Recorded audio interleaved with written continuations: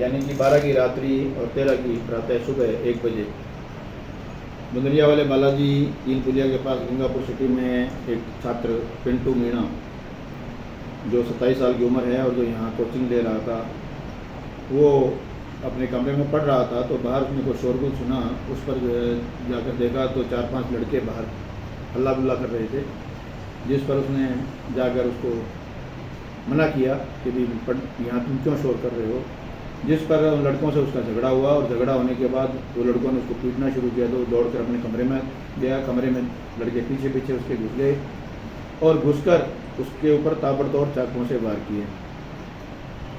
उसके साथ उसकी बुआ का लड़का रह रहा था, रसपाल मीणा। जो छात्र है वो पिंटू मीणा था और उसका बुआ का लड़का रसपाल मीणा। वो बीच बचाव करने बीच में पड़ा तो वो भी इस इंसिडेंट से घायल हुआ और ये लड़के वारदात करके वहाँ से भाग गए। एसएचओ और अधिकारियों के पास सूचनाएं आई और सूचना पर तुरंत एडिशनल एसपी के नेतृत्व में सीओ साहब के निर्देशन में टीमों का गठन किया गया और मुखबिर जो है इन कॉलोनीज में थे उनको भी जो है एक्टिवेट किया। जगह जगह सीसीटीवी जो कैमराज अपने लगे हुए हैं उनको भी इस दौरान अवलोकन किया और पूछताछ और संदेह के आधार पर 5 आरोपियों को चिन्हित कर उनको पूछताछ के लिए दस्तयाब किया और जब उनसे कड़ाई से पूछताछ की और जो फैक्ट्स हमारे सामने आए थे उन फैक्ट्स को हमने जब उनके सामने रखा और कुछ ऐसे दस्तावेज मिले जो उनकी पूर्णतः पुष्टि करते थे कि वो हमारे जो दस्तावेज मिले उनके जो साक्ष्य हमारे सामने आए बिल्कुल 100% मेल मिलाप कर गए और उसके बाद उन्होंने अपना जुर्म स्वीकार किया, जिस पर जुर्म स्वीकार करने के बाद जिनकी आज दिन में गिरफ्तारी की गई आरोपी जो हैं वो 5 हैं, जिसमें एक तो वेद प्रकाश पुत्र कालूराम जाति हरिजन उम्र 24 साल, ये गडमोरा का रहने वाला है अपने गंगापुर सिटी का। दूसरा राहुल है 23 साल की उम्र है, निवासी भाकरी थाना लांगरा जिला करौली का है। तीसरा अंशुल, ये भी जो है यहाँ बालाजी गंगापुर सिटी का रहने वाला है। चौथा विवेक पुत्र रामजीलाल, ये टीला नंबर 3 जवाहर नगर थाना जवाहर नगर जयपुर का रहने वाला है। और एक बालक जो कि नाबालिग है, विधि के विरुद्ध संघर्ष उसको विरुद्ध किया गया है। इन 4 की गिरफ्तारी डाली गई है। 5वें की जो जुवेनाइल एक्ट के तहत और अन्य जो है उसके तहत कार्रवाई की जाएगी।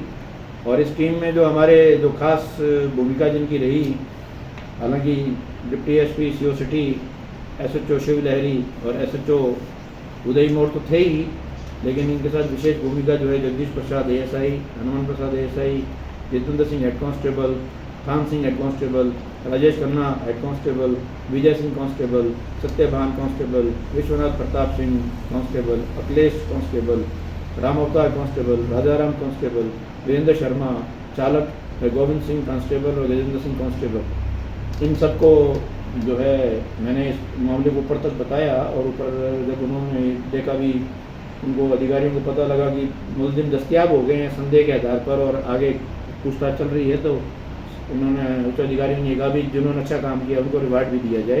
तो इनको उसके मुताबिक इनको आगे रिवार्ड और इनकी जो है आई साहब के द्वारा रिवार्ड के लिए भी अनुशंसा की जाएगी। बाकी इसके बारे में आपके सवाल पूछना चाहते हैं सर? जो पकड़े हैं इनका कोई आपराधिक रिकॉर्ड है या वाकई में वैसे ही एक असामाजिक तत्व है? देखिए,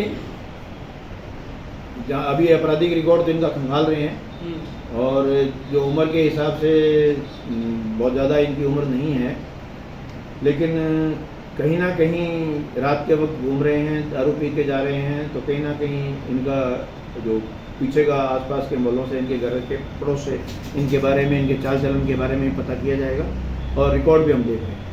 जब पीएचक्यू से समय समय पर पुलिस अच्छी पुलिसिंग के लिए अभियान भी चलाया जा रहा है, जैसे सुदर्शन चक्र अभियान चल रहा है, नशे के खिलाफ भी चल रहा है, प्लस आउट भी चल रहा है, तो गंगापुर सिटी जिले में कौन कौन से इस समय जो अभियान है वो अमल में लाए जा रहे हैं और उसके खिलाफ किस तरह कार्रवाई हो रही है उन अभियानों के तहत? देखिए, जो पुलिस मुख्यालय के जो अभियान चलाए जा रहे हैं वो बिल्कुल उनकी पालना की जा रही है और समय समय पर यहाँ पर आपने देखा होगा नाकाबंदी भी हो रही है। और गंगापुर सिटी में अभी थोड़ा सा जिला सेट होने को बाकी है। थोड़ा सेट होते ही चुनाव भी आ रहे हैं, चुनाव की प्रक्रिया भी साथ साथ चल रही है, उसके संबंध में भी थाने बिजी हैं।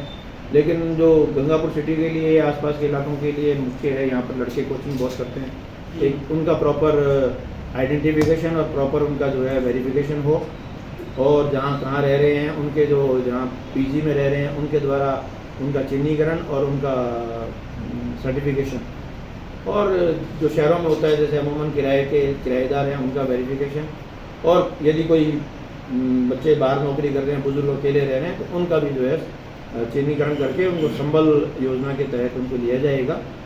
और दूसरा जो है अभी मैन पावर आने के बाद थोड़ा हम कोशिश करेंगे। अभी पिछले दिनों नाकाबंदी में हमने जो है 40-45 किलो चांदी हमने जो है वैल्यूएबल आइटम में हमारे एसएचओ ने की थी, तो इस तरह बहुत अच्छी उपलब्धियाँ रही हैं, और हथियारों की भी जो है हम समय समय पर धरपकड़ कर रहे हैं। तो मेरा ये मानना है कि अभी और इसको हम गति देंगे। इसमें और भी आरोपी है क्या? वो अभी जांच की जा रही है, क्योंकि जो हमारे पास अभी जो साक्ष्य आए हैं वो केवल 5 को ही इंगित कर रहे हैं। सर, जिस तरीके से नृशंस हत्याकांड हुआ है, तो इसमें जैसे और भी कोई इनके आपसी पुरानी कुछ इस तरीके की बातें कुछ बैक में? अब एक्चुअली में क्या है कि जो मृतक है वो तो गया, आपस में इनके कुछ थी या नहीं थी वो तो अब सस्टेन इंटरोगेशन में बात आ पाएगी। और एसएचओ को मैंने कहा है कि इसकी कोई भूमिका रही है तो उस भूमिका को भी वो देखेंगे। सर, इनको कहाँ से गिरफ्तार किया गया? अब वो तो टीम है, उस साक्ष्य के आधार पर इनको जो है जहाँ ये रुके हुए थे वहीं से इनको जो है राउंड अप कर लिया था, और दस्तयाब करके और पूछताछ लगातार चल रही थी। जब कंप्लीट हमारी जांच के सामने सरेंडर कर गए, इन्होंने स्वीकार कर लिया कि नहीं 100% हमारी गलती हुई है, हमने किया है, तो इनको जो है जुर्म आगाह करके फिर इनकी गिरफ्तारी डाली गई।